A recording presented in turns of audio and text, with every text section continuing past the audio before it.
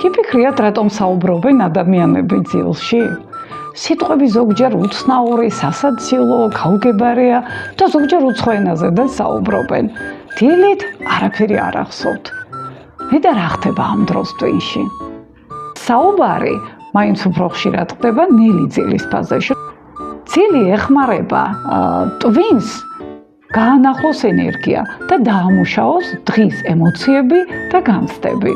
ძილის დროს ტვინი სრულად არ ითიშება.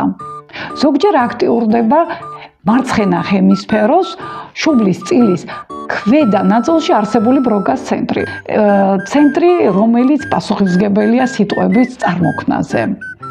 მინდა აღვნიშნო, რომ მარცხენა ჰემისფეროების საფეთქლის წილის უკანა ნაწილში მდებარეობს ვერნიკეს ცენტრი, რომელიც პასუხისმგებელია სიტყვების გაგებაზე.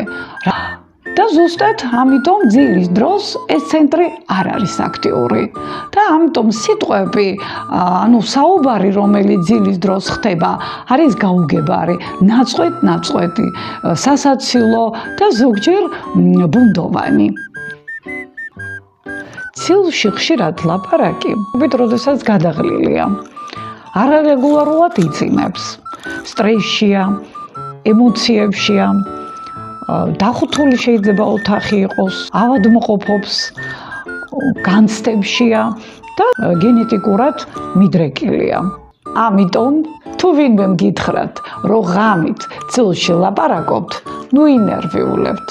თქვენი ტვინი აქტიურად აგრძელებს მუშაობას.